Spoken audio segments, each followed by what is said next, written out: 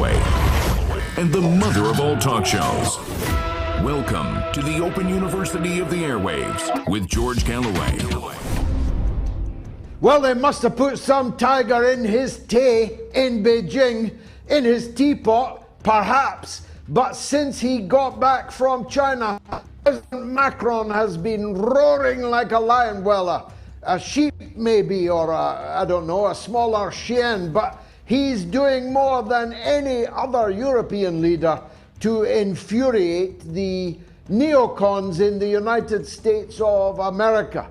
When he said that he wouldn't allow France and by extension Europe to be dragged into a war of someone else's choosing, that might have seemed a statement of the bleeding obvious. But Marco Rubio threatened condign punishment. He said the United States might leave Europe alone. Seriously? Marco, please leave us alone. And the Dalai Lama and President Joe Biden captured on video in conduct unbecoming. Conduct which would have caused the demission of office in any other religious or political leader anywhere in the world. I wonder why those two are different. We'll explore le différence just in a minute or two. And murder most foul, cold-blooded murder, shot in the back and murdered on the streets of Jenin, a town I know so well. This on the back of Israeli soldiers and settlers rampaging through the holiest mosque, Al-Aqsa in Jerusalem, the third most sacred place in the Islamic religion, and during Ramadan to boot, shooting, gas, smoke bombs, and live ammunition. We'll be exploring just what's going to happen next in the occupied territories of Palestine and in occupied Jerusalem. And of course, the war drags on, and we can't avoid mentioning it. And the next war is brewing across the Taiwan Straits. It's all coming up tonight, so fasten your seatbelts. As Betty Davis once said, it's going to be a bumpy night because this is the mother of all talk shows. Curious about our curriculum? Have something to say? Then call us now to join the debate on the mother of all talk shows. The only education you can get for free.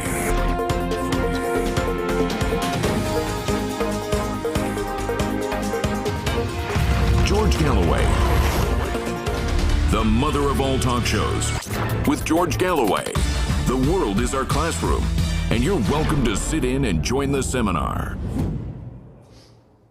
It's hard to believe that Benjamin Netanyahu is not seeking a war in the Middle East.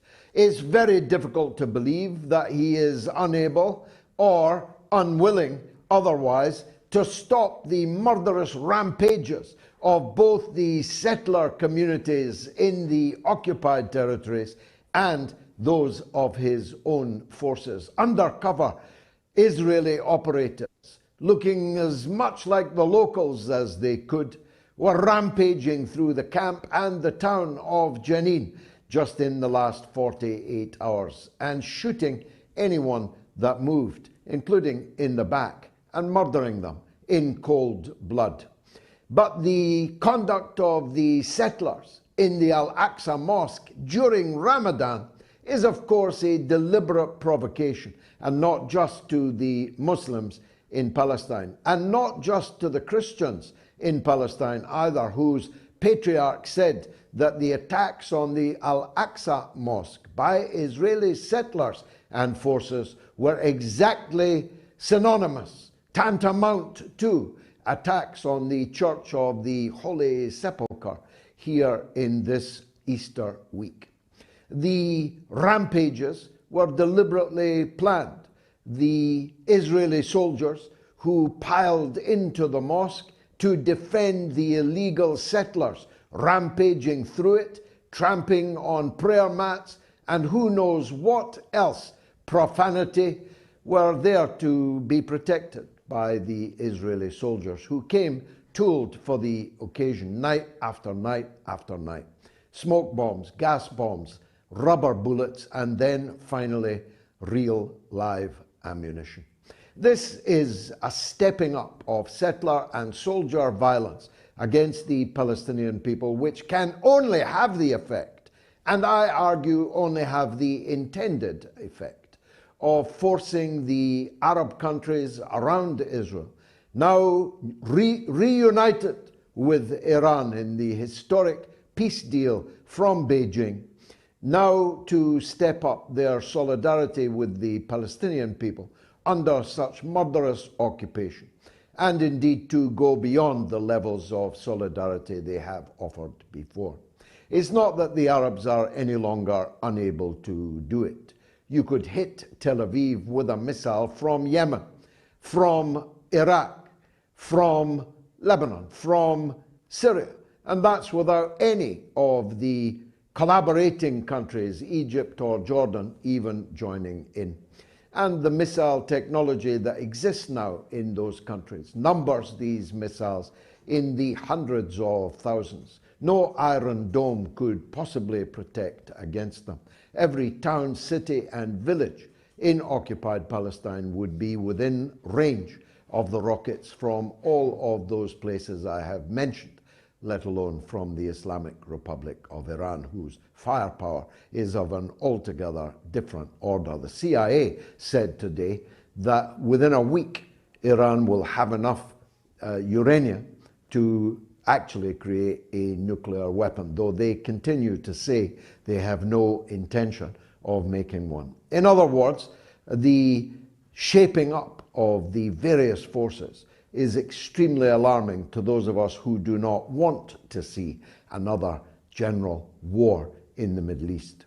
But it may also explain why Netanyahu said today that Israel will not be supplying Kiev with weapons, and he added, "This matter is now closed," bringing to an end a ping-pong match of speculation as to whether the United States would manage to strong-arm Israel into releasing some of its formidable armory to the Ukrainian armed forces, who are fast running out of ammunition, which cannot be supplied by the NATO allies. The German chief of military staff said yesterday that Germany could no longer meet its commitments to NATO because its armory was so depleted, supplying the proxy war in Ukraine.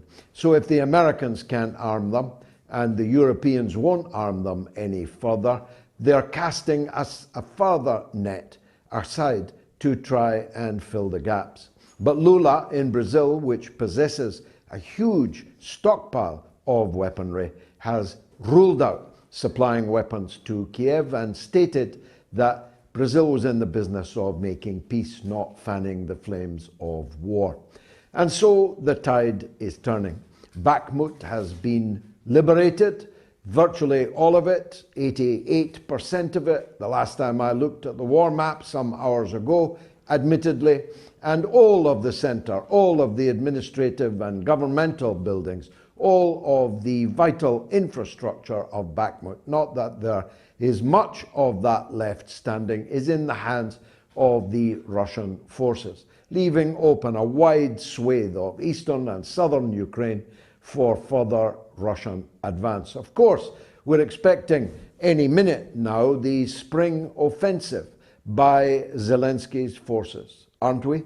Well, no. According to leaked documents, leaked by whom we'll explore with former CIA and Pentagon official Larry Johnson later in the show, we can learn from those leaked documents that the United States is, amongst other things, spying on all of its friends. Nothing much changes there. Even Mrs. Merkel's personal handy phone in her handbag was being routinely listened to, not by Joe Biden or by Donald Trump, but by the saintly Barack Obama. So if Mrs. Merkel was being bugged by the United States, it's no surprise that the South Korean leadership, the Israeli leadership, leaders across the alliance are being routinely spied upon by their best friend, their big brother, the United States of America. But we learned many other things from those leaked documents, amongst them that the spring offensive will now likely be a summer offensive and may even slip into the autumn, just before the snows fall again. It's because the United States has made clear in those documents that only very limited advance and recapture of territories is even remotely possible by any new spring, summer or autumn counter-offensive by Ukraine.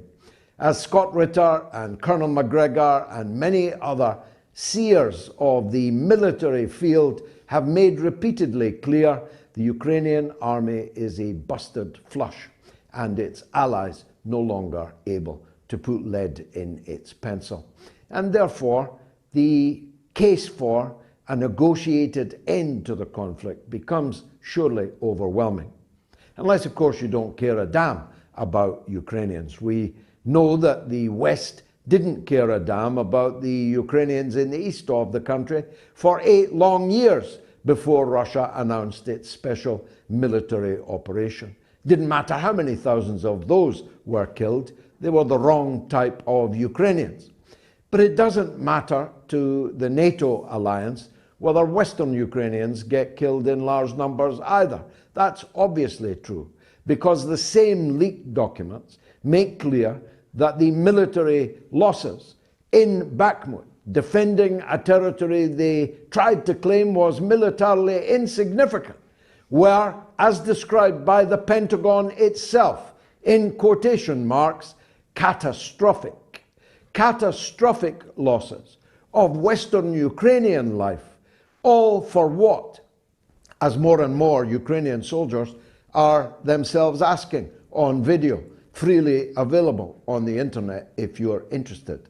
You'll not see it, of course, on the mainstream media, which continues to be staffed overwhelmingly by practiced liars. As Elon Musk revealed devastatingly in an interview with the BBC, which had not been scheduled, the BBC reporter turned up unannounced without an appointment at the Twitter headquarters in San Francisco and stuck microphones in people's faces. Musk, learning of it, invited the BBC reporter, if I can call him a reporter, for a sit down. But he made it a space on Twitter. Ask me what that means, but it means that everybody on Twitter could watch it happening in real time. It meant, of course, that the BBC could not edit out the most embarrassing parts of what can only be described as a match between Mike Tyson and Joe Bugner. It was not a mismatch, it was a no contest.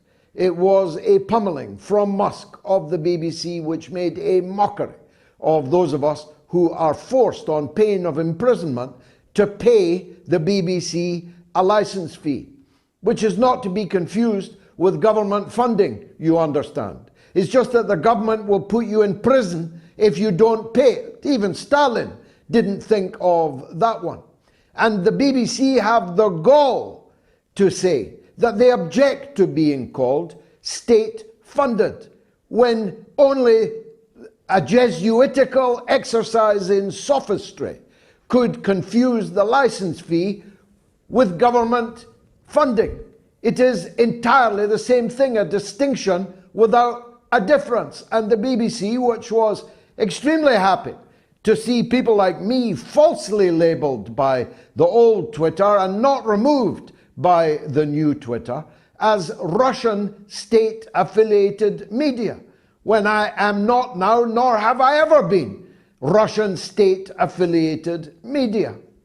But the BBC and NPR in the United States of America have now, at least in part, been labelled for what they are, which is mouthpieces of their respective states.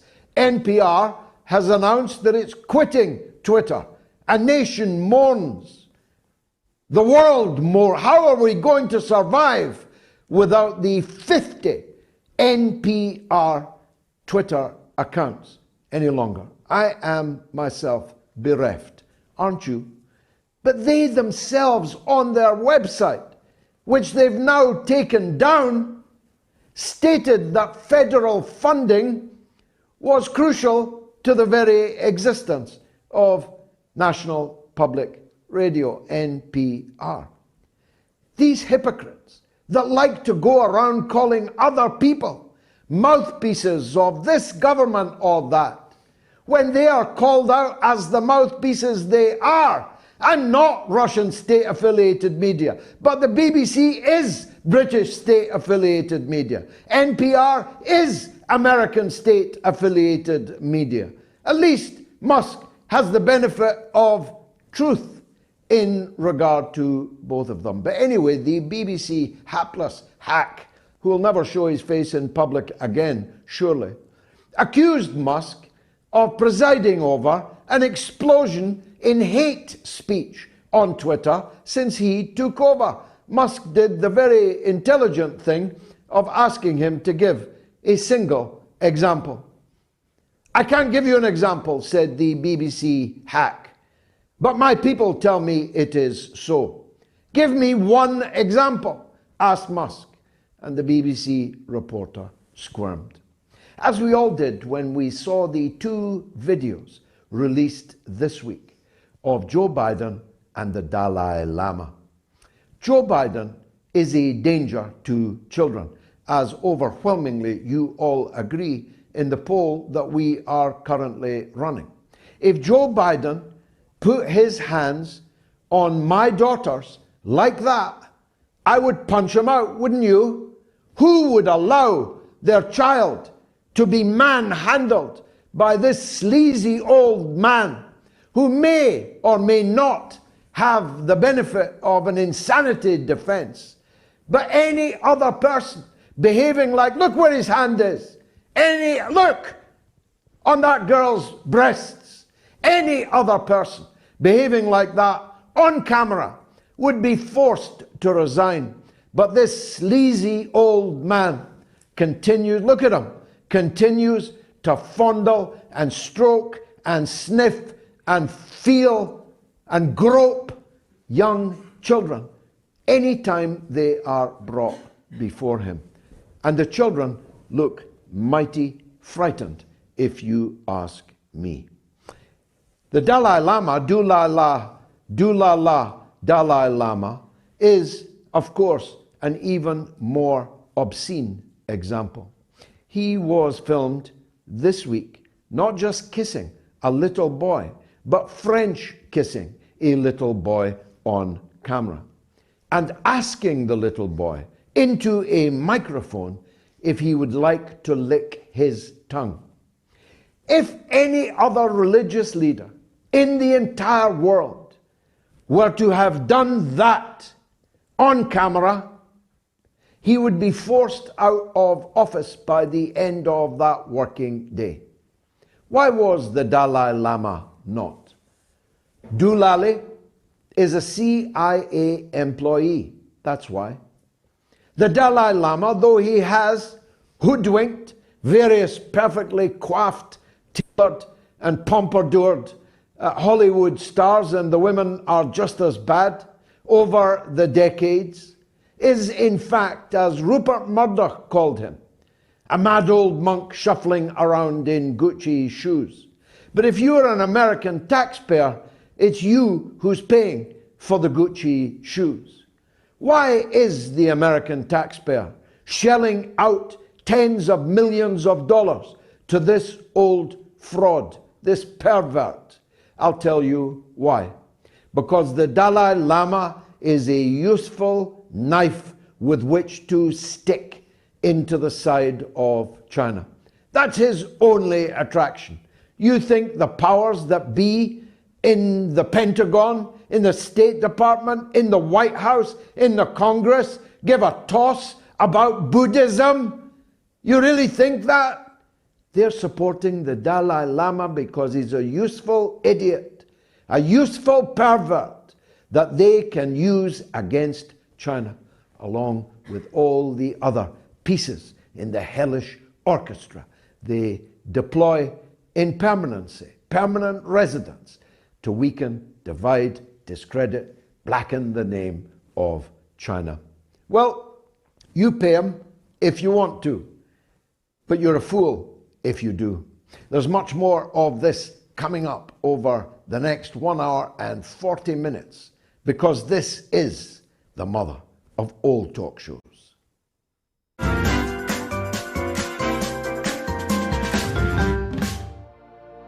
The 1897 edition of War of the Worlds by H.G. Wells. Read by George Galloway. Available only on Patreon. The cylinder was artificial, hollow, with an end that screwed out. Something within the cylinder was unscrewing the top. Good heavens, said Ogilvy. There's a man in it, men in it, half roasted to death, trying to escape. At once, with a quick mental leap, he linked the thing with the flash on Mars. The thought of the confined creature was so dreadful to him that he forgot the heat and went forward to the cylinder to help turn. But luckily, the dull radiation arrested him before he could burn his hands on the still glowing metal.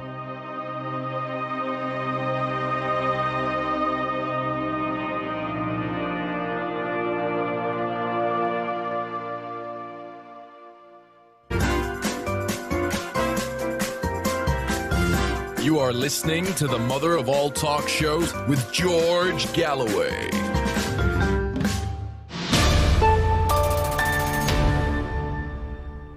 Now here's the poll we've got running. Should President Biden and the Dalai Lama be kept away from children? It is utterly extraordinary numbers. On Twitter, there they are. Joe kissing the Dalai, kissing the leader of the Taiwan breakaway territory in China. And although it's a mock-up, you can easily imagine it if you've got a strong constitution. Here's the quiz, or the poll rather. Should President Biden and the Dalai Lama be kept away from children? On Twitter, yes, 95%. No, 5%. On YouTube, yes, 97%. No, 3%. On Telegram, yes, 97%. No, 3%. On YouTube community poll, where nearly 10,000 people have already voted, yes, 97%. No, 3%. How do you feel about that, great citizens of America? How do you feel about that, those of you who follow the Buddhist faith and who've been hoodwinked by the Dalai Lama? Between 95 and 97% of 12,000 people so far, and the show has just begun, think that your leaders should be kept away from children? Dear God, what a depraved mess we are in. Larry Johnson was once at the heart of American power politics.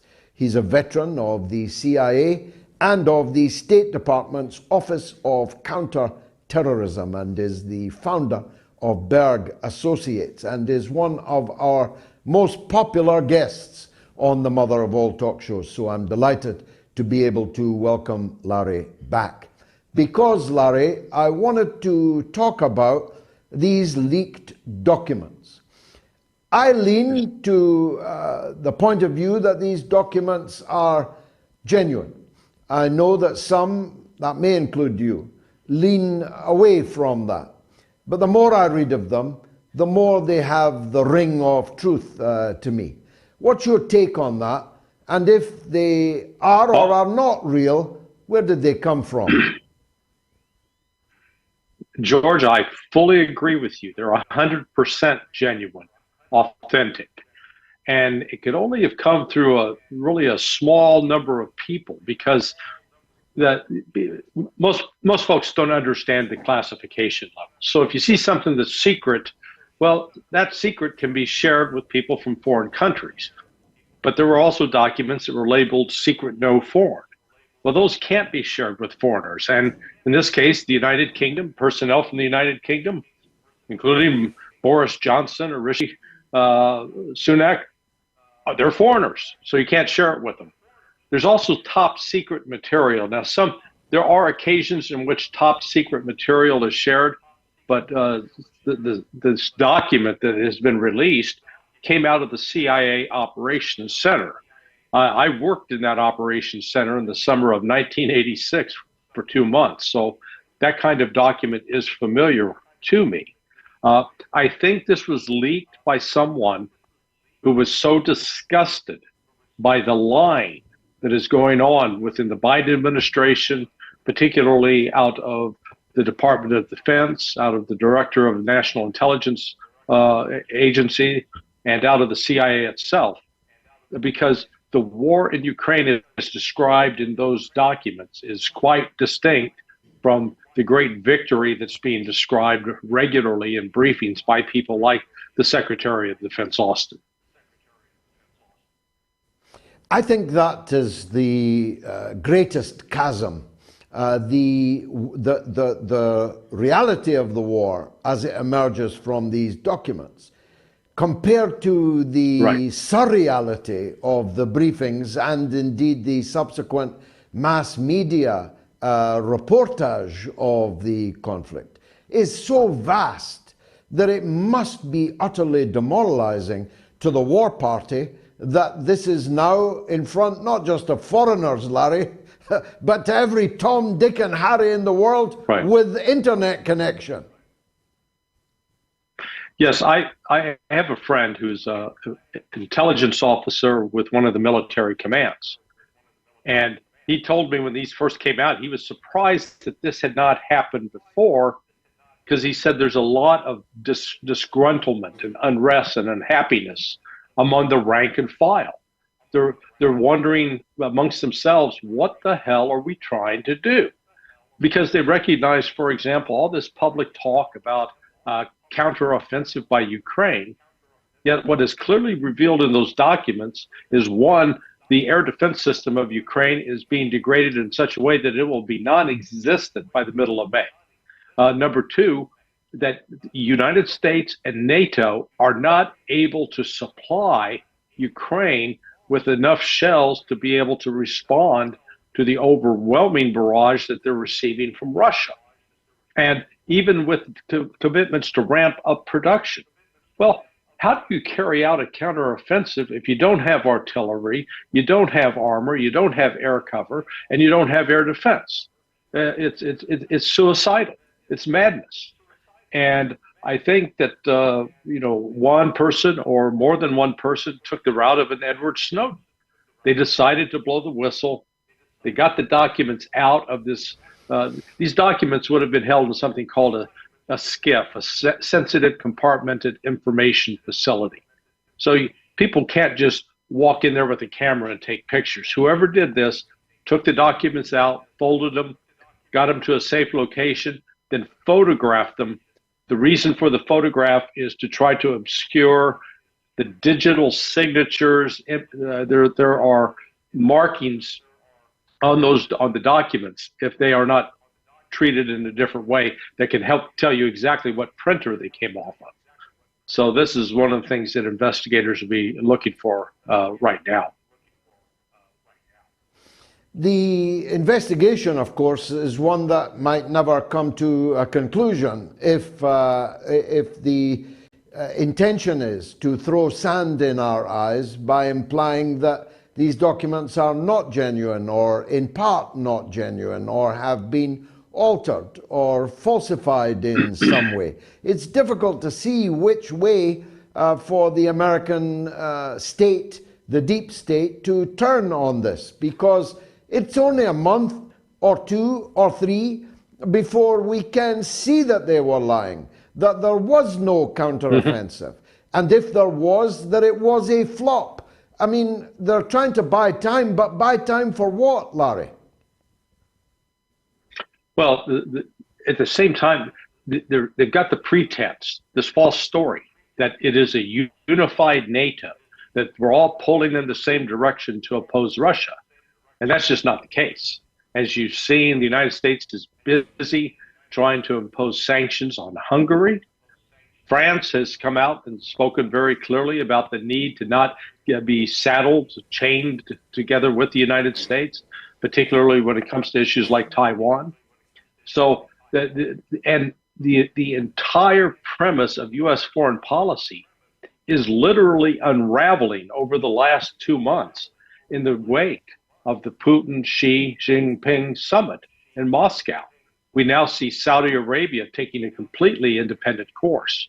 We see the Chinese with the Saudis negotiating an end to the war in Yemen. That's underway. We see Saudi Arabia and Iran reaching peace.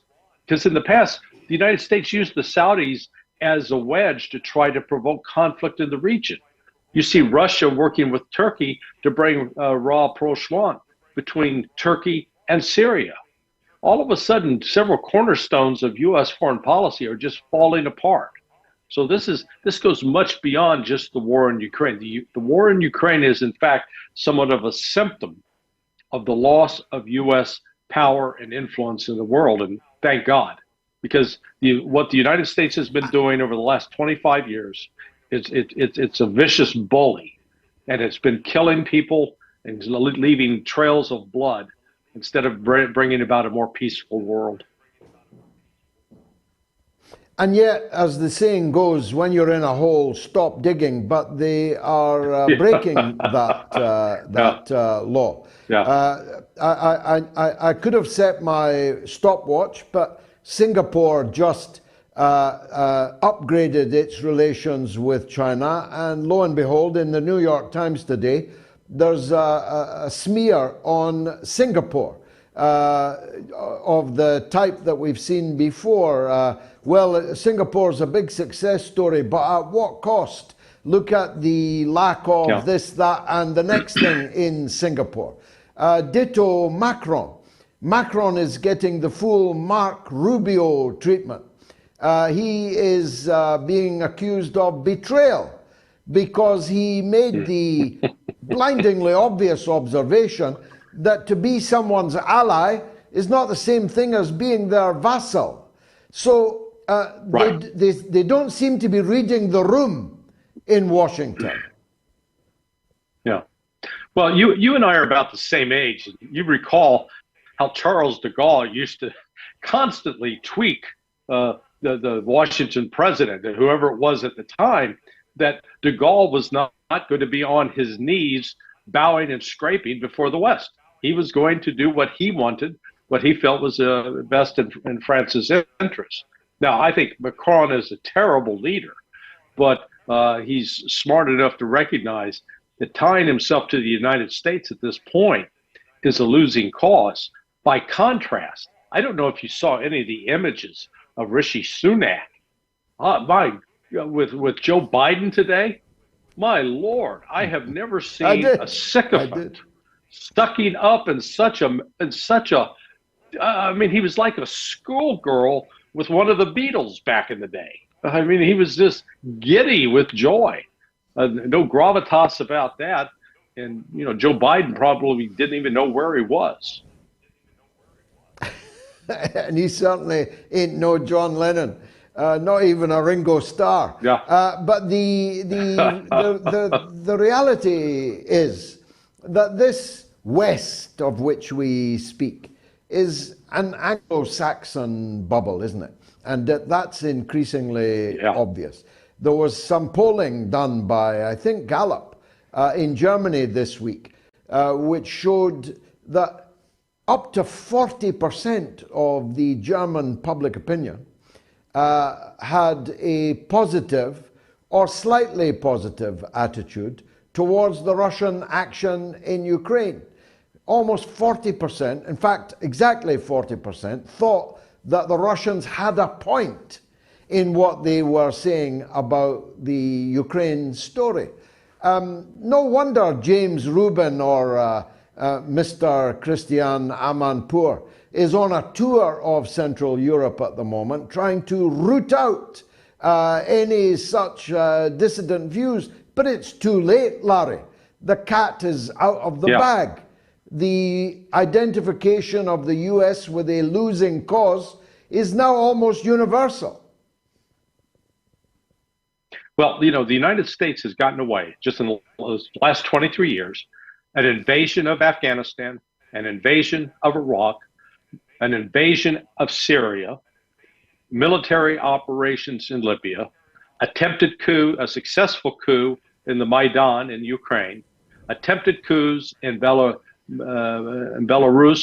in Kazakhstan, in Georgia. And so the United States is out of control. We have, up to this point, been able to throw our weight around, overthrow governments at will, and gotten away with it. And nobody's pushed back. But now Russia's pushing back. Russia's saying no more.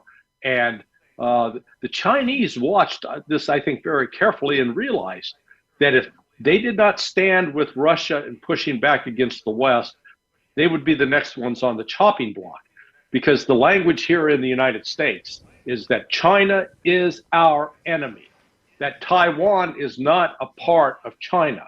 Everything that U.S. policy has been predicated on since Richard Nixon went to China in 1972 is now disappeared, vanished. It's as if we're living in an alternate universe. And if you make that 23 years, 25 years, we'll throw in Yugoslavia, which I said in Parliament at the time. If they get away with this in Yugoslavia, a whole series of similar attacks, invasions, occupations will follow. And that was obvious to me then, and not, alas, to the majority of my compatriots, still less the citizens of Europe. But this idea is spreading like wildfire now, that European prosperity, manufacturing capacity, energy security, currency stability are all now gravely undermined by shackling ourselves to a president as unimpressive, indeed downright creepy and scary as Joe Biden. It's very hard to understand what kind of political leadership that was. I think Macron is a change in the wind, don't you? Yes. I mean, it's pointing out the weakness of Joe Biden. I mean, the policies that the United States are pursuing are not the policies of Joe Biden. It is, as you know, we like to talk about the deep state. But when you think about it, just take as one example. The United States sees Iran as a threat. So how did the United States come up with a policy to deal with Iran? We got with the Saudis, got behind the Saudis and starting a war in Yemen, going against the Houthi rebels who had some relationship with Iran, but we saw that as a way to try to weaken Iran. And in the process, killing tens of thousands of Yemenis, men, women, children, with nobody in the United States was losing a night of sleep over it. This is fundamental evil. It is fundamental evil what the United States has become. We push out this line that we have to fear China and Russia because they are aggressive imperial powers. Yet the fact is, the last country that China invaded was Vietnam, and that was in response to a Vietnamese invasion of Cambodia, and that was over 40 years ago. Russia has gone into Georgia in response to being attacked, and in response to what the NATO governments were doing with Ukraine over the last 8 years, threatening Russia. Other than that, the only time Russia's gone overseas militarily was at the invitation of the government of Syria. The only country in the world, or actually two, the only countries in the world that have been aggressive in carrying out military operations in other nations without the permission of those nations are the United States and the United Kingdom. The blood is on the hands of the Anglo-Saxons, if you will. Yes, alas, as you and I think are both, although I'm from the Celtic fringe. Just lastly, Larry, and I'm always grateful for your time and wisdom, really seriously. This these threats against China, they can't really be real, are they? Is it rhetoric? Is it bluff? Is it a poker game? Do they think the Chinese will back down? Because I'll tell you what, if I was in charge of China, Larry, Taiwan would already be in my hands by now.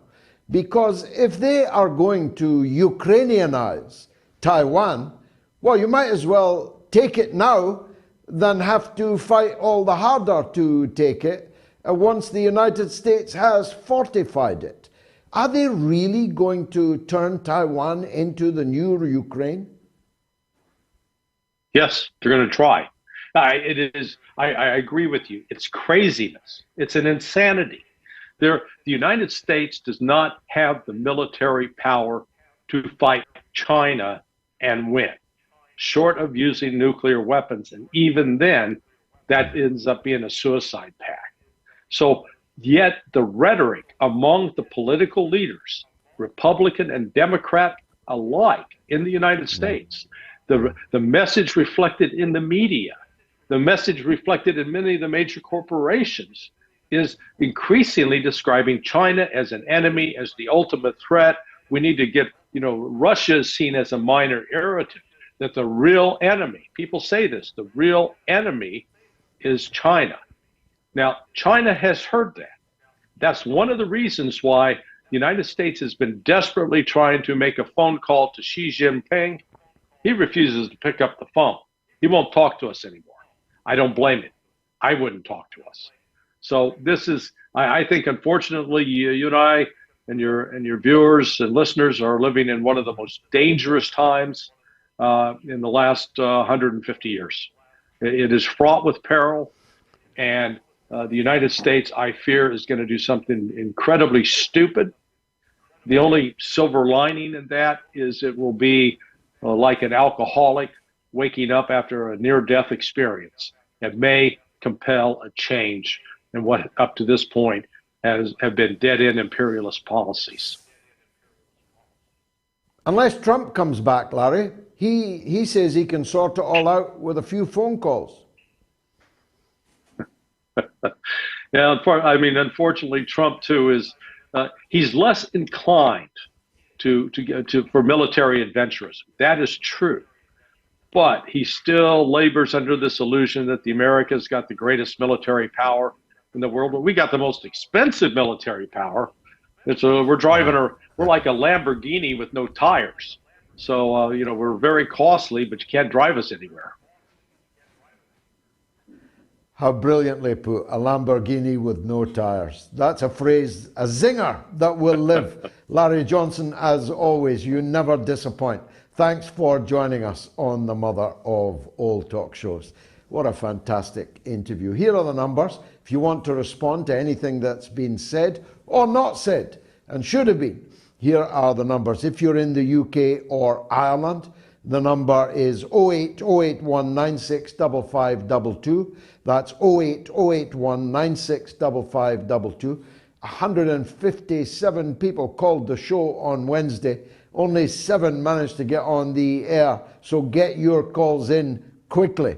And remember, they are entirely free of charge. Ditto in the US and Canada. Toll free. +1 844 944 3344. That's +1 844 944 3344. And if you're in the rest of the world, which, let's face it, is most of the world, it's 44203 966 2625. +44 966 2625. I'll be right back in just a minute.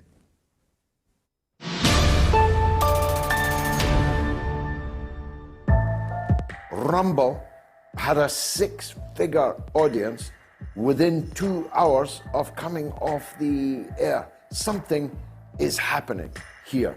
What it is ain't exactly clear, but I'm willing to hazard a guess that the sheer weight of public curiosity for the alternative point of view, plus the fact that we produce a good show, Nobody, even our worst enemies, could dispute that. We present the alternative point of view with zingers. And people need zingers. They need to instantly grasp and understand the arguments and counter-arguments that are being made. There'd be no point in me coming here and reading out a treatise, monotone, filled with footnotes. That would be worse than useless. But we have managed to create a popular show that deals with complicated issues that are entirely misrepresented in the so-called legacy media. And that's why I think both Moats America and Moats Berlin are going to be terrific successes. Because in both of these countries, there is a gross shortage. Not necessarily of the one. The alternative point of view exists, of course, in Germany. It exists, of course, in the United States, but it is not being delivered in a popular enough style, in a professional and popular enough style. And that's where we at Moats, with all our experience, come in.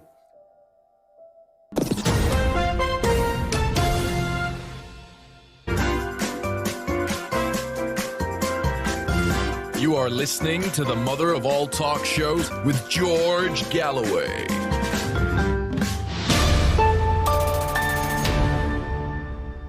Tens of thousands of you are now voting on this poll. Should President Biden and the Dalai Lama be kept away from children? Just think for a minute how damning that question is, until you see the answers, which are even more damning. 94% yes, 97% yes, 97% yes, 97% yes. How do you feel if you're an American or a follower of the Dalai Lama when you see these videos and see the result of this poll?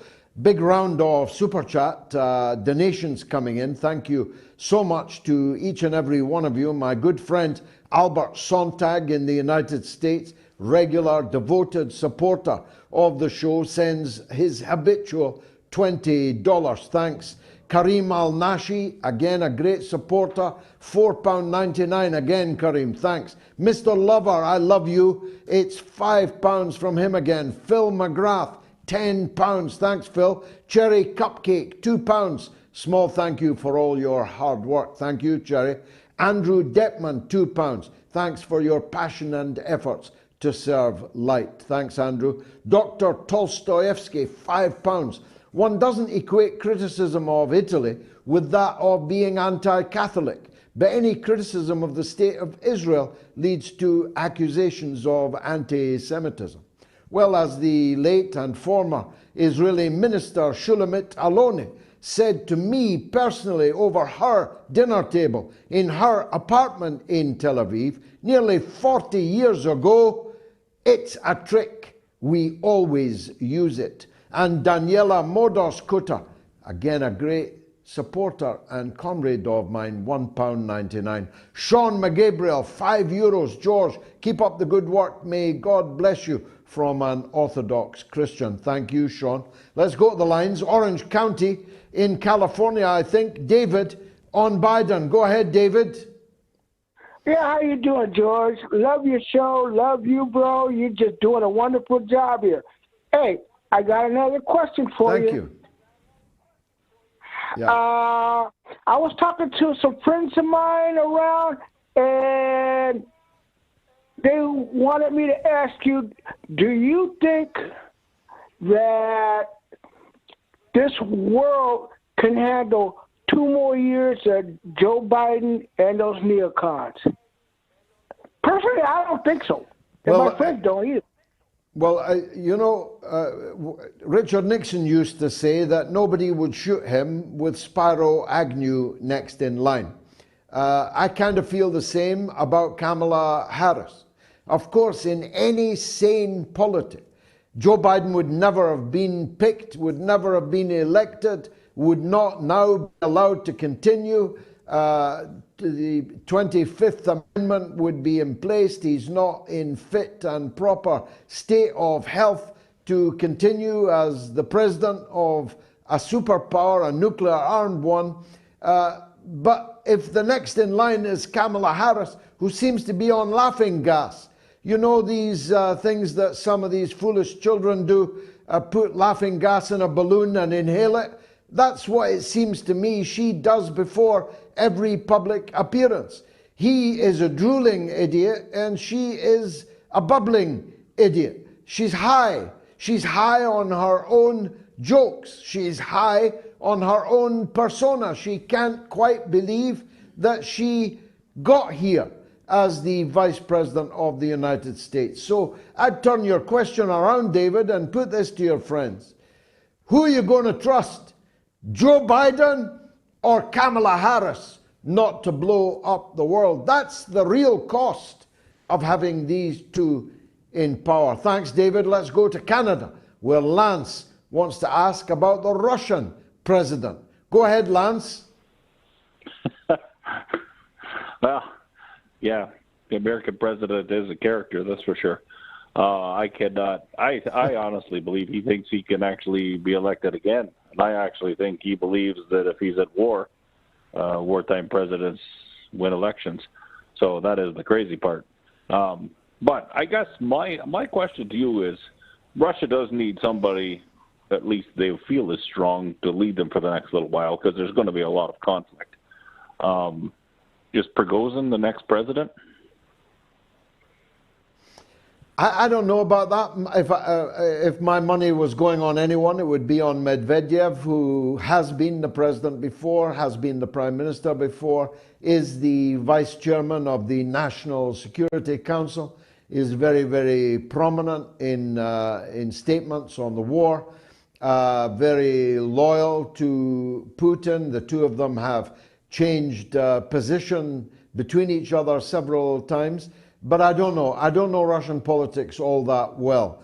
But I have the very distinct feeling that Putin isn't going anywhere anytime soon. All these stories about all the different cancers and afflictions that he had body doubles, that he might even be dead, and somebody was going to kill him, and all of that is balderdash, Lance. I think that Putin will be the president for the foreseeable future, and his opinion poll ratings are, of course, sky high. No leader in the world could possibly hope for standing in public opinion. As you say, wartime presidents tend to be popular. People rally behind the flag and the leader, and it's only much later down the track that they begin to look for a different kind of leader. Last word to you, Lance. Oh, man. I don't know. I can't imagine Kamala Harris being president, but it doesn't seem like it's unlikely to occur. I think she will just say yes to anything. You wouldn't be, yeah, but you wouldn't be surprised, would you, if you woke up to hear on the news tomorrow morning that Joe Biden had stripped off his pajamas, thrown the soiled articles in the corner of his room, raced out across the lawn, the White House lawn, completely naked, into the cameras, and announced that he had gone completely berserk and had to demit office. You wouldn't be all that surprised if you heard that news. And that means that she would be the next president. We're only recently spared the thought that if something happened to her, Nancy Pelosi would be the president of the United States. We've only just recently escaped that fate, which is surely worse than death. Lance, thanks for your call. YouTube comments. Ben Toth says, woohoo, greetings from Hungary. We got our first US sanctions on a bank. That's the US sanctioning a NATO member, an EU member. What's the EU going to say about this? Where's Article 5 in the NATO Charter. Hungary has just been attacked by another member of NATO, the United States of America. Morn's Lads said this show would have an audience of millions on mainstream TV. Thank you for that. We do have an audience of millions. Although last Wednesday to this Wednesday is some 975,000. I earnestly appeal to you not to have to make me say a six-finger number ever again, because we've been over 1 million over the last few weeks, but it was just short of 1 million in the last 7 days, and I'm putting that down to the Western Easter. Goonie 1972 said, the poor guy Obama who had to listen to Merkel all day long, I guess he gets an emotional support animal. Very well said. Now to Cambridge, where Trevor wants to speak about the war. Go ahead, Trev. Good evening, George. It's a pleasure to speak to you again. Now, it's quite fitting that we're speaking about America, and basically what I want to bring to the fore is the falling of an empire, which is almost identical to the Roman Empire. When the Roman Empire debased its currency and expanded its armies too far and could not pay with its silver and gold, then basically it crumbled and died. And that's what's happening to what we call the West at the moment. I mean, as you know, the West, with all of Canada, America, all of Europe, Australia, New Zealand, Japan, equates to between 10 and 20% of the world population. And for the centuries, the colloquially named the West has dominated the rest of the world. Now, the rest of the world are basically they're rejecting this hegemony from these oppressive powers, and they know they've got the resources.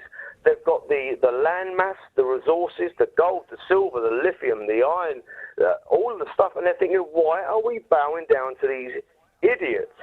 And in all fairness, this has been it's been held together by really sort of talented politicians in the past. But look at what we've got now. We've got Joe Biden. We've got the likes of Boris Johnson, Theresa May. We've got Emmanuel Macron. We've got this spineless German Chancellor, Olaf Scholz. These people are ridiculous. And obviously, for centuries past, these people have managed to rule the rest of the world. But the rest of the world is fighting back. And good on them. God bless them. Because the thing about what we've lived in for the last 10 or 15 years is a financialized system where assets were on paper, debts basically. But what the world is going back to is a commodity-based system where in one hand you have an ounce of silver or gold, and in the other hand you have currency. It might be a chicken, it might be whatever it might be, but there's labour earned on one side and labour earned on another side, and that's where we're going back to. And thank God for it, George. Well, that's a brilliant call, Trevor. Definitely the call of the night, or many a night.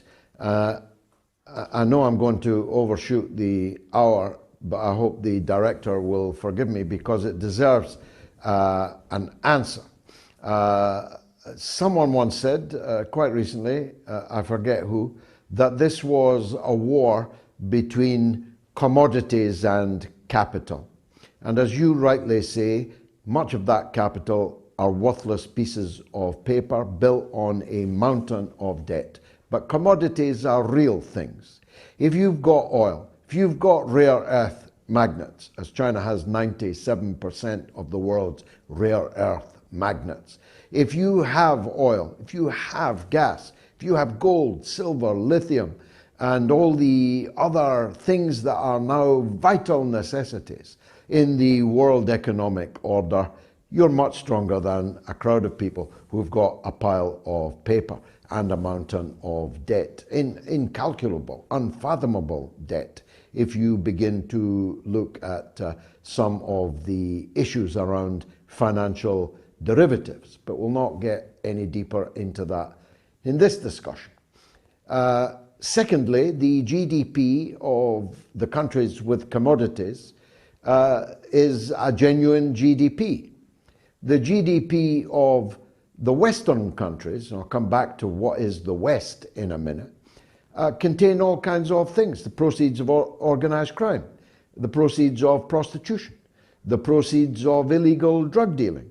Or to elevate it slightly, but only slightly, if I'm a lawyer and I write a legal letter to you, another lawyer, the bill for me writing that letter is added to our GDP. But of course, it's not real. It didn't create anything. You can't eat it. You can't fuel your car with it. You can't warm your house with it. You can't build a road with it or repair a bridge with it. You can't do anything with it. It is merely paper, literally in that case. Thirdly, the point that you made was one that my good wife made to me just the other day. We were looking at a picture of, I don't know, some rainbow bedecked transsexual US military officer or other. There are plenty to choose from.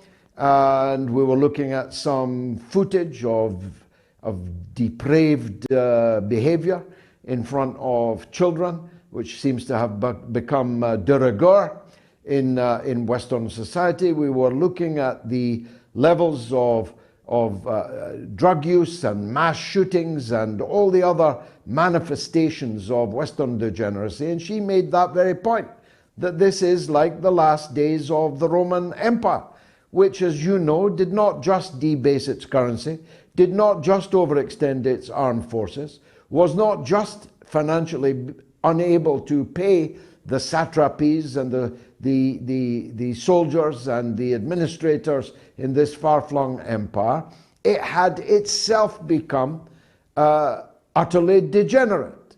Its behavior had become unrecognizable from anything that could be described as, to mix the metaphor, a Spartan state ruling the world with its economic and military strength. It had become a Rabelaisian brothel of a society. And that too sapped its strength and caused it to be so weak that it tumbled in upon itself. Now, does any of that seem familiar to you, viewers?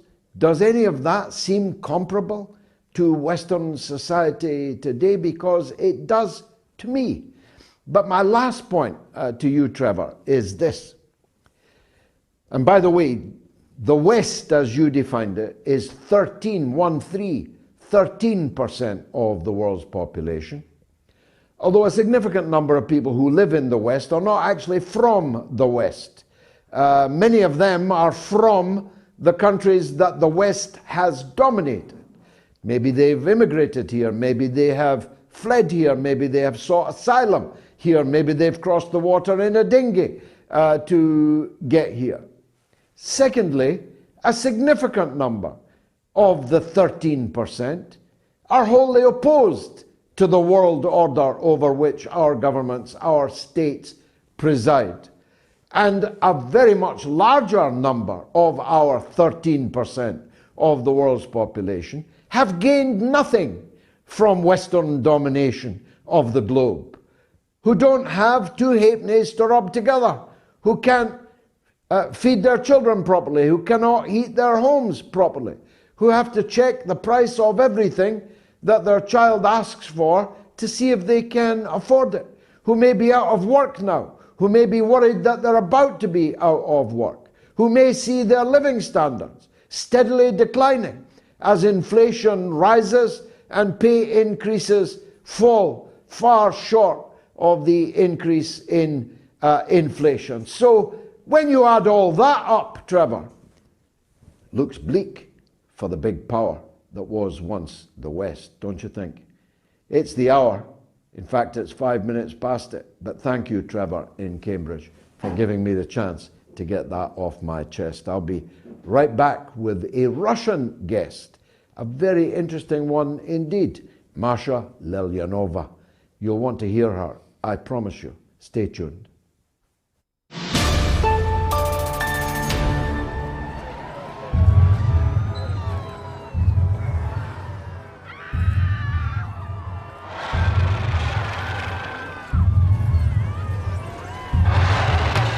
Mr. President, we got a report of a 50-foot woman marauding through Washington, sir. Thank you, Captain. But I'm looking for a shorter woman, one who likes to take long strolls in the park and yell at minorities. She's not looking for a date. She's terrorizing the city. Is there a difference? A little levity. Call in the military. We are the military, sir. Boy, we got here fast. We better do something, right? Shall I scramble the jets, Mr. President? No thanks. I'll just take a muffin and some coffee.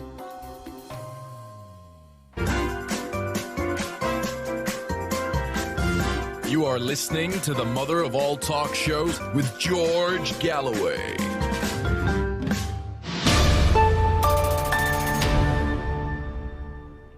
Now, just over a year ago, my next guest was an activist, anti-war figure inside Russia, opposed to Russia's military operation or invasion, as it is more properly described and as I always describe it. She was opposed to it, she demonstrated against it, and then someone took her to the Donbass to see the reality on the ground, as lived by the Russian-speaking people of eastern Ukraine for 8 long years at the hands of one president after another, who'd come to power initially as a result of the violent coup d'etat in Kiev. And what she saw there so profoundly affected her that she has been returning to the Donbass over and over again. She is a translator, but she is now best described as a volunteer in Donbass, trying to help the people there who continue to be bombed and shelled every hour of every day, this time with Western-supplied guns. Her name is Masha Lelyanova, and I'm very glad to welcome her to the mother of all talk shows. Masha, thank you for joining us. Did I explain your situation correctly? If so, say more about it. If not, please correct it. Yes, everything's correct. Thank you very much for having me on your show, Mr. Galloway. That's true. About a year ago, a little bit more than a year ago, I was protesting on the streets of Moscow and not being able to cope with all this. Left Moscow for Far East shelter, asylum, or Noah's Ark, if you will, rehabilitation center for baby seals, where I spent all the spring and half of summer. And after that, I returned to Moscow and went to Donbass with an American journalist, John Mark Dugan, in whose studio I am now. And that trip changed everything and actually brought some meaning into my life. Tell us what it was that you found there that changed your life. I found there people. I talked to people who told me what really was happening. To be honest, I thought that they would tear me apart because I'm Russian, that they would blame me for all the devastation around them, for all the horrific things that happened. And instead, they were thanking me for being there and for translating for John, for bringing humanitarian aid that John had with him for these people. And it was incredible. And the more I talked to them, the more stories I heard, the more I understood that everything I knew was not true. That everything I knew was like 180%, so completely opposite to what the reality was. Give us an everything that example, was and who was responsible for that misinformation or even disinformation that you had been fed? Were you following Western media sources, for example? I was following the Western media, yes. I was following all the channels all the Telegram channels that really supported the narrative of the Western media. It never even occurred to me to look at what the Russian media was saying. I was thinking that it was all lies, and it was really.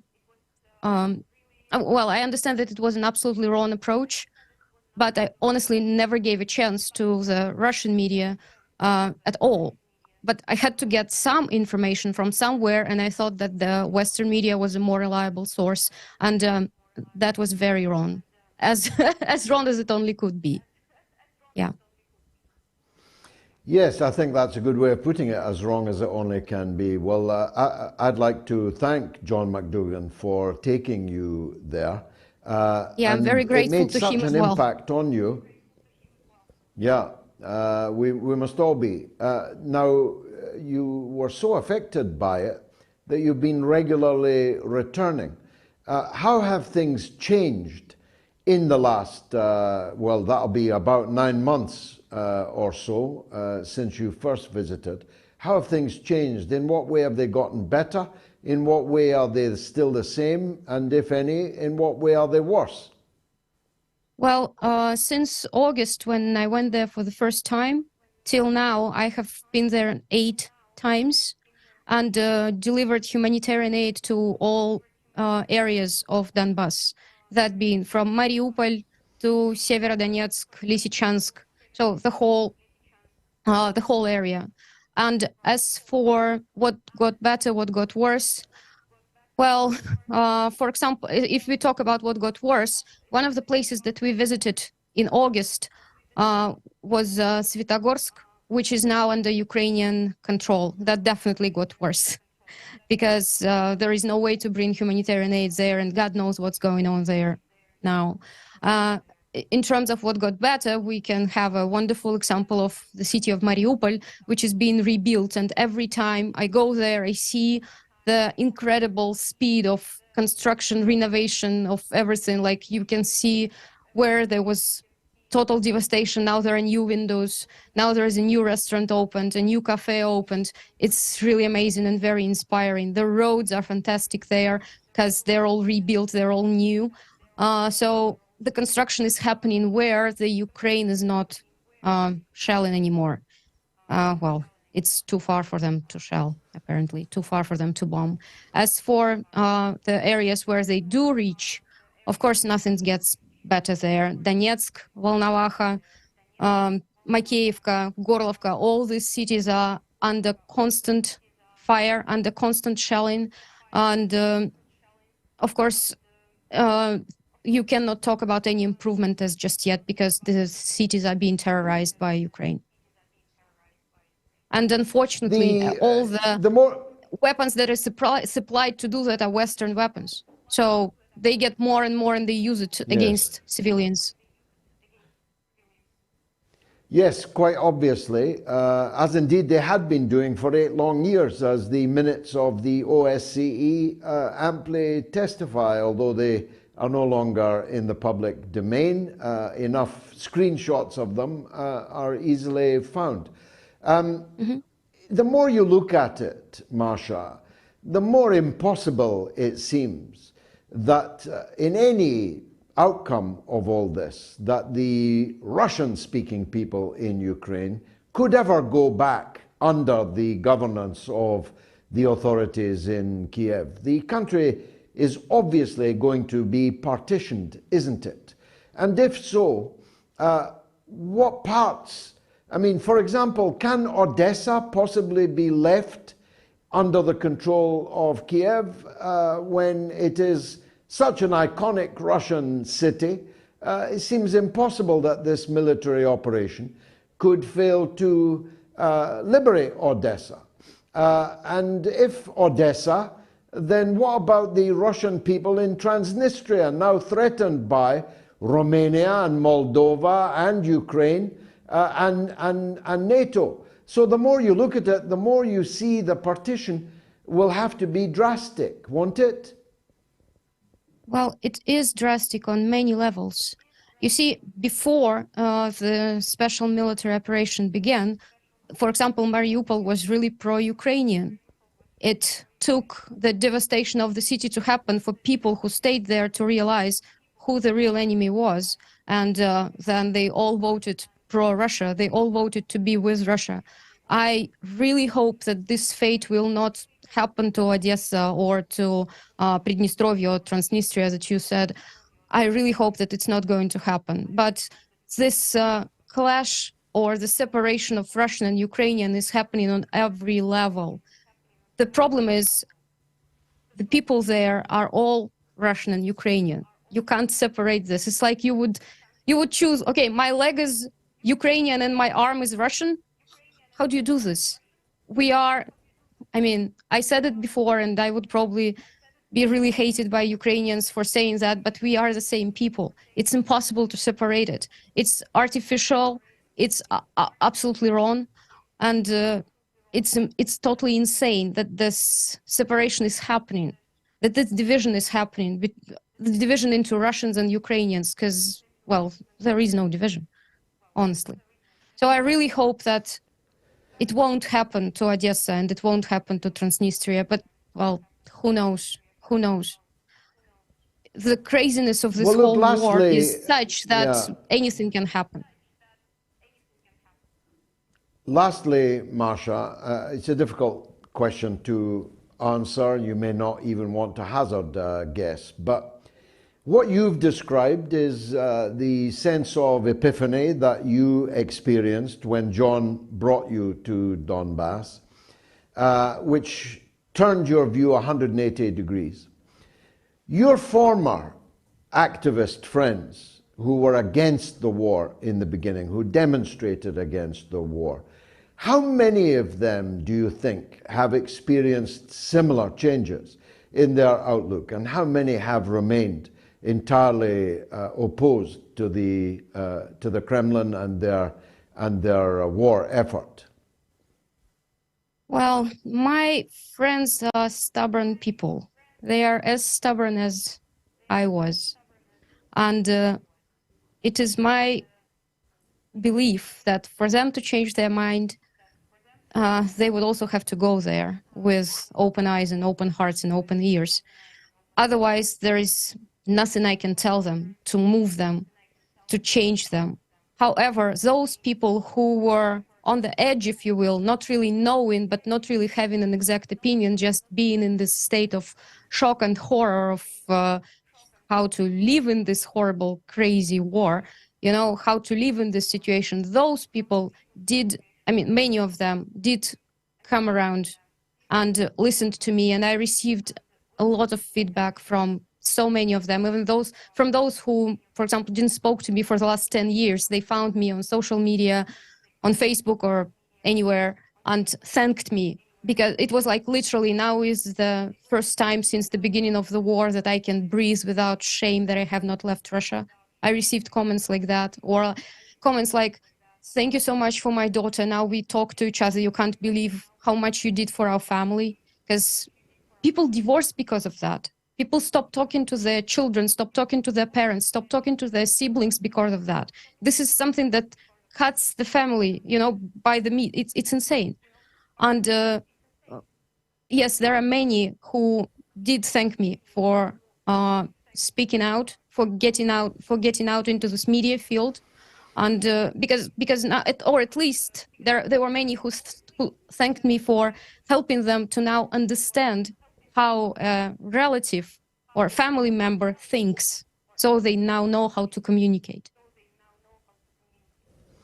Well, thank you for your candor, your honesty, your eloquence, and thank John again, not just for the use of the studio, but for taking you to the Donbass in the first place. Oh, yeah. Thank you, Masha, for joining us on the mother of all talk shows. Much appreciated. Let's see if this poll is getting any better for Joe Biden and the dalailama. I'm afraid 95%, 97%, 97%, and 97% of 13,440 people watching the show right now think that both of them should be kept away from children. How about that then? I'll be back in 60 seconds. Count them.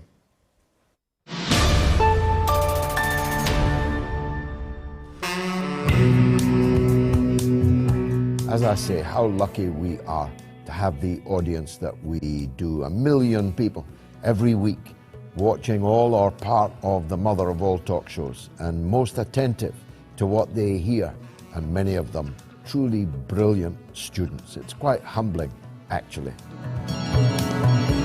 Oh, George, blessings upon Ukrainian. It's the metamorphosis, man, or metamorphosis, the intimations of immortality experiences.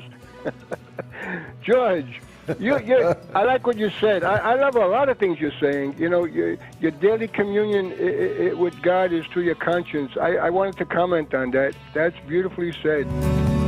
Your Socratic method on the on-air university is very beneficial, and I can only speak personally. I have appreciated it because I had called last time in regard to the general strike, and you helped to really refine my understanding of that from a different point.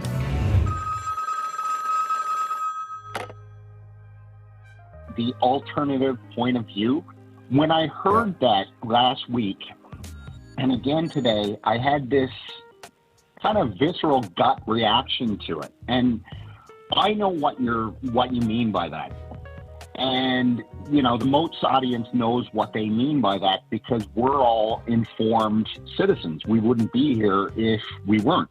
For the masses who don't necessarily follow geopolitics, let's say, they're going to listen to whatever the mainstream media tells them. And for them, anything that's alternative, the automatic kind of reaction is, oh, okay, it's a crackpot view, it's a conspiracy theory, it's an extreme view, when really it's not. Let's call it what it is. It's fact-based commentary. Hello, George. Nice to talk to you. By the way, you deserve every penny you get because you're the only person who speaks the truth over all the fake news. I wanted to personally thank you for bringing such great guests that speak about the situation. Also, I have become more aware of people like Max Blumenthal at the Gray Zone and others who do update us with the correct information about Syria, and this has just been such a great eye-opener. So thank you. You are the people who have stuck with this show and transformed it into a truly global university, where it can be said that every month at least 4 million people will watch this show. They're in Greece, they're in Canada, they're in America, they're in England, Scotland, Ireland, Wales, they're in New Zealand, they're in Australia, they're in Norway, Denmark, Sweden, they're in Finland. They're all over the world. They're in Africa with a call from Nigeria. This is a truly global phenomenon, and that is down to you.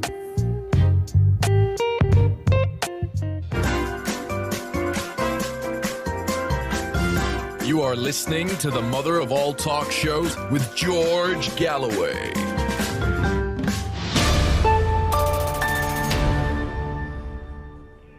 Quick reminder of the numbers again. In the UK and Ireland, 0808 196 5522. In the US and Canada, +1 844 944 3344. And in the rest of the world, 44203 966 2625. Some Patreon comments. My Patreon page is, how shall I put it, rather important to me. It's what I depend on. So if you want to support me, it'll cost you less than 1 cup of coffee per week. It is patreon.com/George Galloway. Many of you are genuinely helping me a lot by supporting me, like Roger Morley, just become a patron. George is too good to miss. Thank you, Roger. And Andrew Cope. These people shouldn't be admired in their power, nor destroyed in their weakness. They are simply the animal we call human. I like Gandhi's approach. Be the change you want to see. Thanks, Andrew. Quack Quacks says, where does their immunity lead us to? No values. And Dandy says, geez, from 10 to 9 onwards, I got a daft amount of messages from family and friends in Uganda, all telling me to get onto my phone and watch the mother of all talk shows. You're pretty popular in little villages in rural Uganda, as long as their data holds out. Andy, I'm going to cut that one out and pin it on my wall. Let's go to the lines. In the Wirral in England, Rob is there, wants to talk about Joe Biden, who is, of course, in Northern Ireland right at this moment. Rob, what would you like to say? Hi, George. Good evening. He's not in Northern Ireland anymore. He was briefly, slept most of the way through it. He had a token visit, I think. And I don't think it's got a... Where is he now? Has he left already? Has he left back to the United States already? Not at all, no. He's in the Republic now. He took off from Belfast and landed in Dublin several hours ago, I might add. He's pretending to be an Irishman like Rishi Sunak's pretending to be an Englishman. Something like that. I think what Biden's actually doing is he's making the point that he's actually an Irishman. I think the majority of his visit, a substantial, was he there for three days, 2 of which will be spent in the Republic, where, in my opinion, his family did leave Ireland in the 1840s as white settlers to conquer the natives. But hey, if he's a plastic paddy, good luck to him. It'll probably get him some votes. That's exactly. I think you've hit the nail there on the head. I think that's what this is about. It's got nothing to do with the protocols or the 25th anniversary of power sharing and so on. I think it is a vote thing for him, and we'll see him dressed up, paraded around. I mean, that's assuming someone's told him he's in Ireland, but I think that's exactly what it's about. I mean, he showed his true colours a couple of weeks back on Paddy's Day with his tie and his lapel, and it's a long tradition, really. But going back to the point, this is a vote. This is a vote thing. He's announced he wants to run again. So. I'm not sure if run is the right word, Rob. Stagger would be more apposite. Thanks for your observations and for updating me on his itinerary. I'm not following it as closely as perhaps I should have. Anne-Marie is in South Africa on Africa Awakening. We've lost Anne-Marie, unfortunately. I do want to talk with her. I don't get enough calls from South Africa. Anne-Marie, please call back. Some YouTube comments then. Jack Klugman, great name, says National Pentagon Radio for NPR, forgive me. Kenny Open Mind says a headbutt equals a Scottish kiss. Does, you know. And Nicholas Byrne says the US has around 750 military bases in 80 countries. Russia and China have less than a handful. Who are the imperialists? Plain to be seen, follow the money. And John O'Brien says, I emailed Ursula von der Leyen and told her that MEP Claire Daly was on the Ukraine kill list. And what was she going to do about it? I got no reply. Shame on her. And Pub O'Chiasm says, Gigi is the best thing that ever came from the West. Thank you very much. What a kind thing to say. Back to the lines then. Australia, where Ahmed wants to talk about the decline of the US dollar. Go ahead, Ahmed. Assalamu alaikum, George. Wa alaikum salam wa rahmatullah wa barakatuh. George, I just wanted to ask one question. So the question is regarding to Kenya. I'm not a Kenyan. I'm Somalian, but just recently I saw that Kenya has started trading its oil with Saudi Arabia. In shillings. In shillings, yeah. In Kenyan shillings. How wonderful. I never thought I'd see the word shillings again in any newspaper headline, but I saw that one. Yes, definitely, because I'm Somali. We also use shillings in Somalia. Really? I grew up on shillings. I grew up on shillings, Ahmed, so they mean a lot to me. Yeah, 10 definitely. shillings So and sixpence was my first wage. Go ahead. Yeah. So I just wanted to know if you know anything that how this all come about, and if you can maybe elaborate on what is really actually happening in Kenya, if you know anything about it.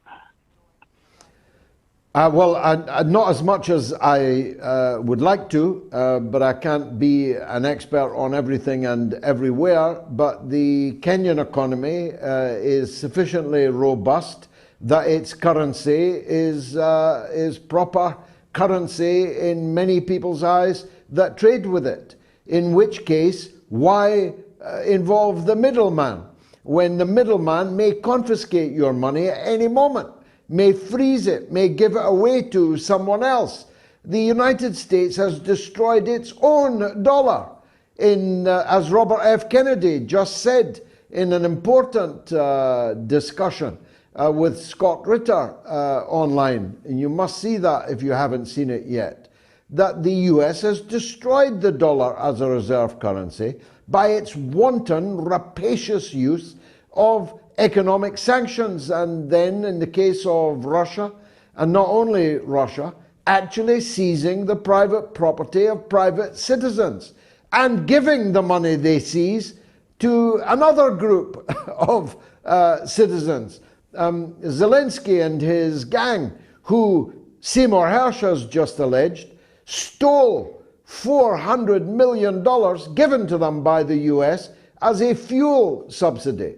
So why not trade? If you are Iran and you're selling something to Kenya or vice versa, why not use Iranian currency and Kenyan currency? Why involve the dollar at all? Now, this idea has taken hold and it's now unstoppable because people know that apart from the seizures and the sanctions, the US dollar's not worth the paper it's written on, because nothing underpins it. The only thing that ever underpinned it since Bretton Woods was the notion that it was the reserve currency.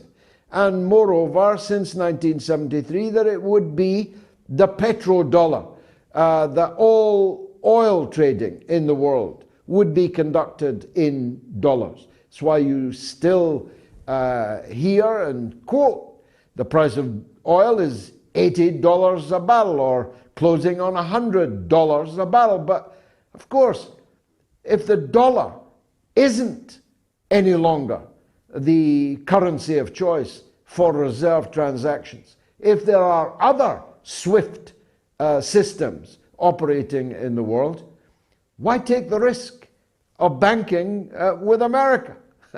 I certainly wouldn't. If I had the choice, Ahmed in Australia, thank you. We've got Anne-Marie from South Africa back. Welcome, Anne-Marie. Hi, George. How are you? By the grace of God, good. Thank you very much. What would you like to say? I would like to say the following. I love your show in the first place, but yeah, I grew up in apartheid, and thanks for your participation in your efforts. I also have multiple. What do you call it? I'm speaking. I'm actually. Yeah, I don't know. My language is like. What I want to say is, Africa is the place to be. It's such a multipolar place, and we are on the side of more on the Russian side, not because of Russians or Chinese, but what they're standing for. We grew up with the Americans being on the one side, and we saw what they did, and the West. But from South Africa, and the youth and the people that's growing up, we're just seeing this different viewpoint of the West. And I'm 50 plus, but I'm seeing the kids, and I'm working with a lot of kids, and that's just amazing how Africa is growing, and the viewpoint of the kids. One thing I just wanted to say is like the dalailama and those guys are just not on. We can't go with that. No, Anne-Marie, thank you for your kind words. I'm very proud of some things in my life, and that is one of them. Having stood for the liberation of Southern Africa, and in a very small way participated in the victory of that struggle. Was talking to a young man from Angola only yesterday about the time I spent with the MPLA and the victorious liberation movements right across Southern Africa against a variety of foes. And one thing we were able quickly to agree on was that the so-called West was on the side of apartheid and white supremacy, and the so-called baddie Russians and Chinese were on the side of the majority in their struggle to liberate themselves from that apartheid, from that oppression. And therefore, the point of view of Southern Africa, and indeed the rest of the continent, on the current standoff between East and West is entirely understandable. Why would you support a West that was deeply implicated until the last moment in your national and racial oppression? And of course, the whole of the continent of Africa is a vast treasure trove. If Russia has lots of minerals, Africa has more. Africa has 1 billion people. And if they can find unity and can find the support of the likes of the Belt and Road Initiative, which China is forging ahead with, then the connectivity, the infrastructure, ports, roads, bridges, highways, airports that are now sprouting in African countries will accelerate the already underway rapid progress of the peoples of Africa. Not in my lifetime, perhaps not even in yours, Anne-Marie, but our children will live in a time where Africa is truly great, where it is economically, culturally, and politically great. One of the great powers in a new multipolar world. Sing hallelujah for that. I certainly do. Anne-Marie, God bless you. Amandla, to you and all my friends in South Africa. More super chats now. Tony Soprano sends €2. Thanks, Tony. Masha, please marry me, says Tony. Moats the best. Thanks, Gigi. There you go, Masha. It's your first, but not the last, marriage proposal from your interview tonight. Paulina Capco sends €5. Hugs and many, many thanks to Masha for her work. She's an amazing human being. And 021 Johnny 1 sends €10. Gigi, Joe Biden is wandering around small villages and towns in Ireland. I hope there are public lavatories. Can you help him in case I drive over him? And Jamila Asfu sends £5. Thank you so much, George, for your amazing work and your messages. The best. Thank you, Jamila. E. Ray sends €10. Thanks. DP King, £5. Thanks. Adli Ayad, $5. Thanks. And now on the line is Chris in Edinburgh. Go ahead, Chris. Yeah. Hello, George. Now, hi. You know that Robert Kennedy is going to be running for president, and I find that very interesting. But I think I think it's a foregone conclusion unless he sells out, that is, before he was nominated. If the ruling class get to him and, we'll do this for you, just agree to this. So as long as if he doesn't do that, the Democrats will just do to him what they did to Bernie Sanders, right? So I think this is a brilliant ticket. Trump and Robert Kennedy, but Robert runs as his VP. And the truth is, I didn't just come up with this idea just to mention it to you, They actually align on some key issues. But most of all, George, I think we would have two people in the White House that aren't rabid warmongers, And actually, I really think that ticket could work on multiple levels. It could even help unite Americans, because there's a big divide there right now, And I really don't think it's a bad idea at all, So I just wondered what your opinion on that would be. I think it's a very smart idea, Chris. It had not occurred to me. There's no way that DeSantis will be on the ticket with Trump. The polling this week shows that he's been trumped. Donald Trump is now over 60% in Republican polling for the primaries that are upcoming for the 24 election, which will soon be upon us. And DeSantis is down in the low 20%, and there's nobody else. So the question of who would be Donald Trump's running mate is a very important one. And the proposal you make is a very interesting one. I agree with you. We did a big discussion on this on Wednesday night's show with expert testimony, so please do listen back to it, on the Robert F. Kennedy declaration that he's running. He's launching in Boston, I think, this weekend. He is high recognition. His name could not be more famous. His family line could not be more famous. He's going to be a handful if they get him into the debates. It's difficult to see how you could keep American Democratic royalty off the debates, but they will not allow him to win. They will indeed do to him what they did to Bernie Sanders. The difference, I hope, between Kennedy and Sanders is that Kennedy would then run as an independent, having been effectively carved out of the Democratic Party's nomination.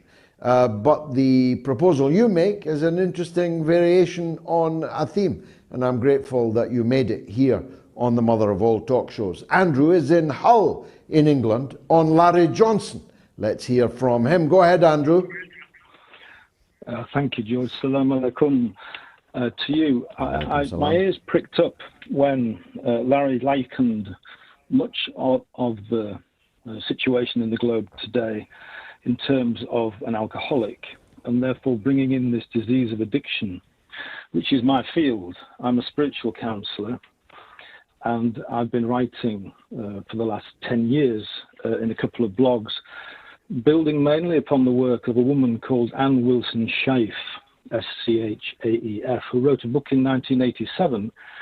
It became on the New York bestsellers list, and the title of the book was When Society Becomes an Addict.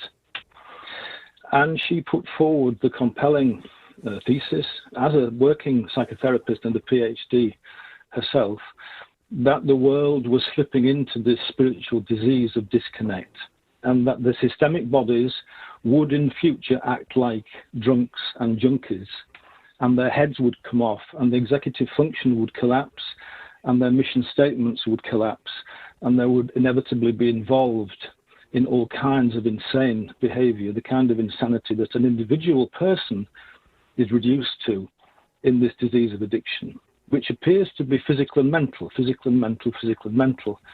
So it banjaxes the orthodox medical structures, but in fact it is a spiritual disease.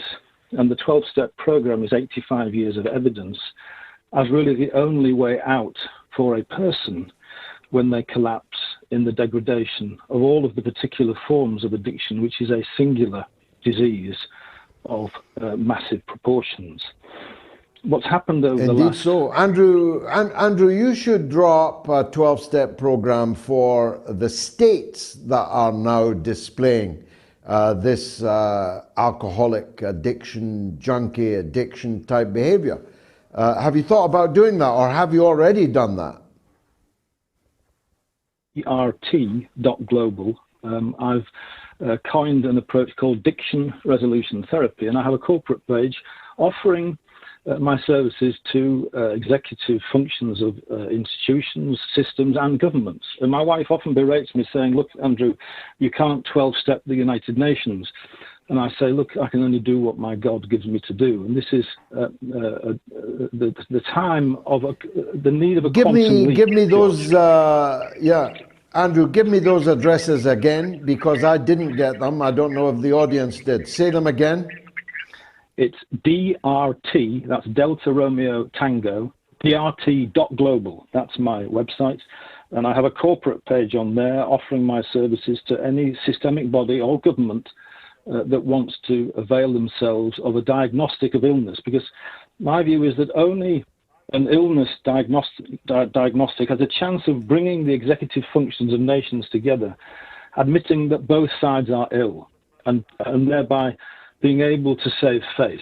You see, it may be that Russia has a lower hypocrisy rating, which is all that spiritual calibration can look at in terms of this war being fought in the Ukraine.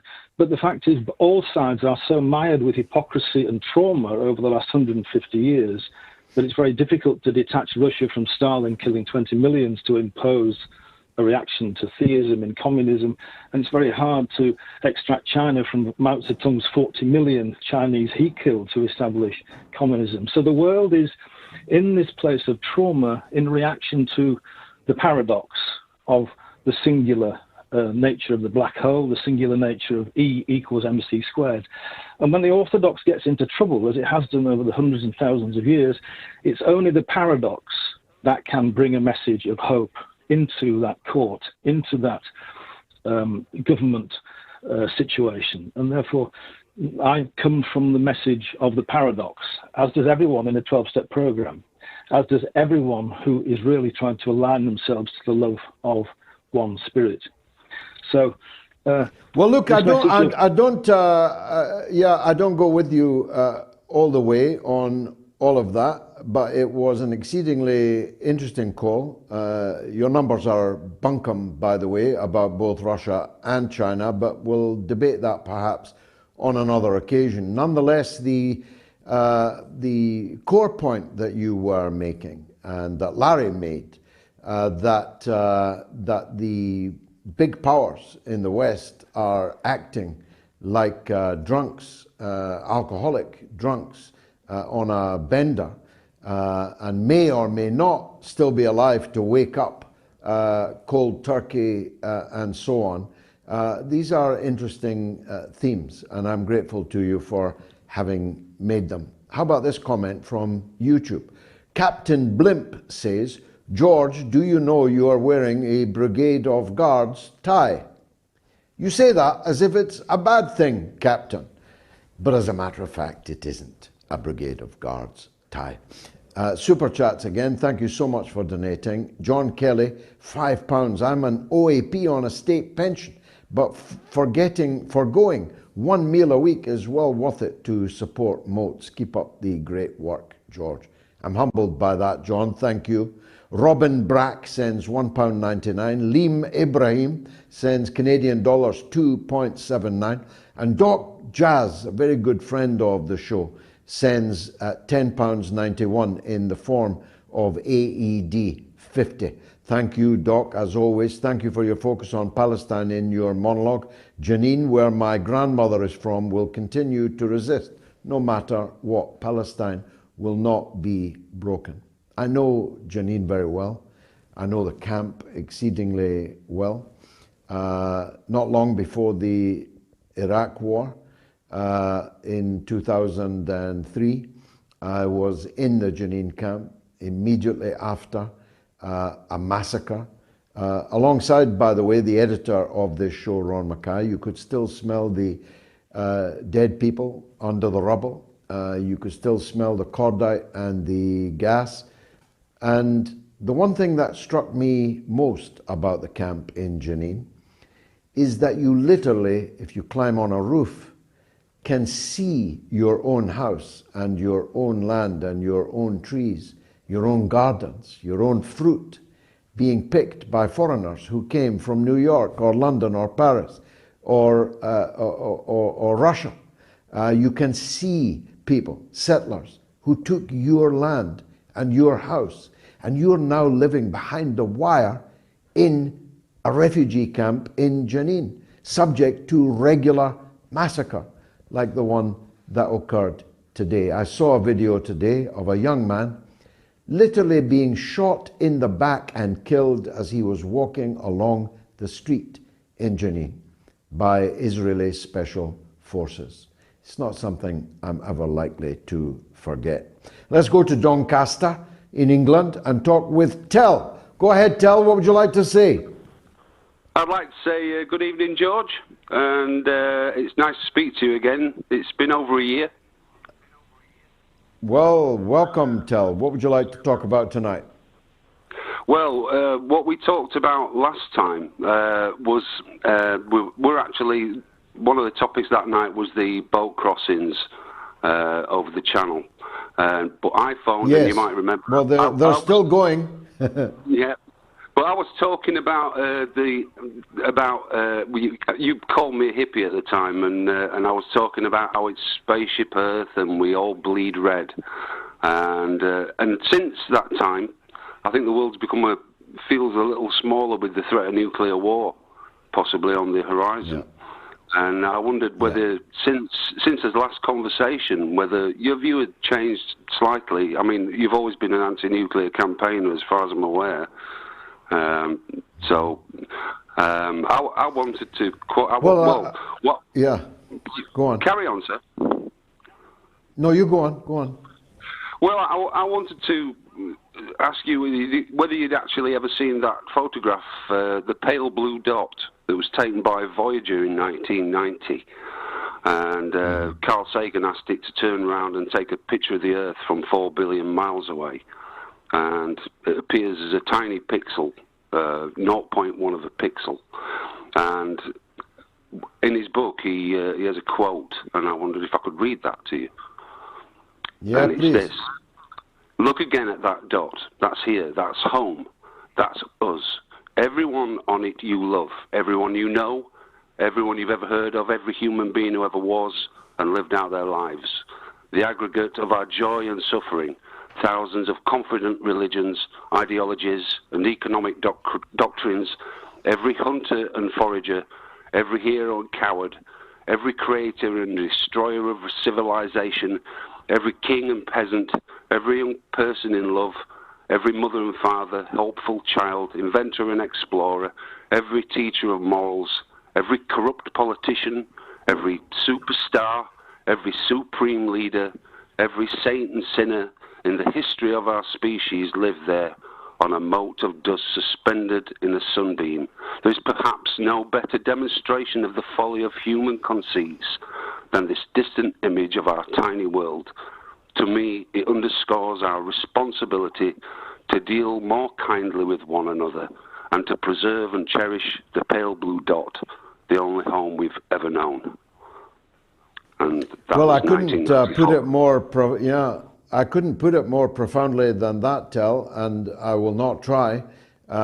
It does put in perspective all kinds of things, from the familial, from the domestic to the global. It is indeed a miracle that this pale blue dot was created by the Almighty, that humanity and all kinds of life has proliferated now for so long, and for all the bad things that humanity has done, it has done some great things.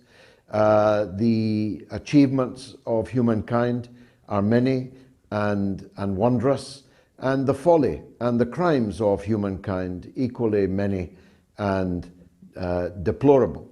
But we have no alternative. There is no other blue dot to which we can flee. We have to make a success of this, a better success of this blue dot than we have made hitherto, or the danger of the blue dot no longer being there, being extinguished by environmental depredation, by nuclear war, by mass hunger, and so on, are all there. And if we do not resolve them with the enormous technology that we now have, if we don't have the sociology catch up with the technology, if we can't distribute the product of the earth, the wealth of the world more fairly, if we cannot resolve conflicts without resorting to war and endlessly preparing for and instigating war when we're not actually waging it, then the risk is very real that that blue dot that you described, Carl Sagan described so beautifully, will cease to exist. And what an endless aeon of pity that would be. Very powerful call. Thank you very much indeed. Probably the last one.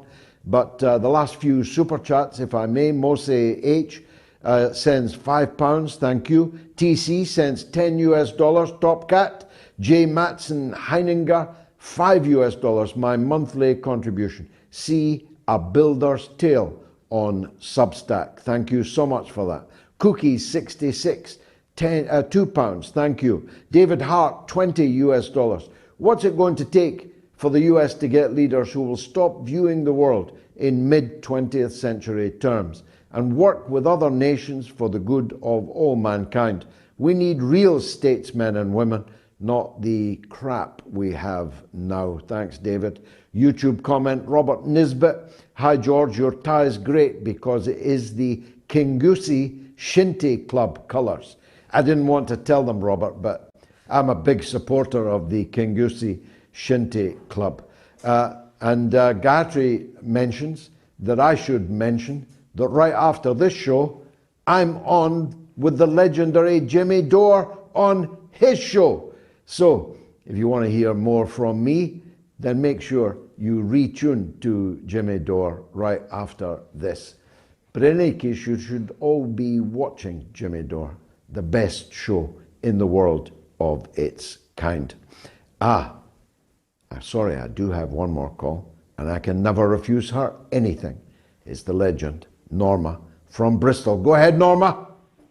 Hello, George. I like Jimmy Dore too. I'll have to sign into your program. No, yeah. That Larry Johnson, your guest, he's at this danger ahead. And I just wondered, nobody's mentioned landmines. And apparently they've been used in Ukraine by the Russians and the Ukrainians. And to my mind, they're just another awful weapon. Because, I mean, you've got the depleted Ukrainian, but they've got such bad effects, like because for a long time, even when the war is finished, they're still there, and to get rid of them is so dangerous. And I just think landmines are another awful, scary weapon situation, really. Yes, they are. And although not all countries signed up to their banning, they are, in Western countries at least, banned from use, but not our allies, the Ukrainians.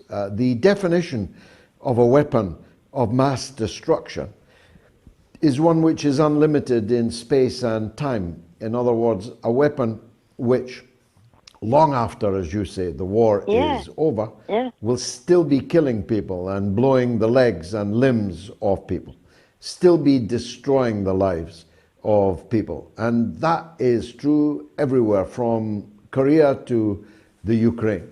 The use of these landmines, which are never comprehensively demined, it's very difficult in any case to begin to do so, and very expensive to begin to do so.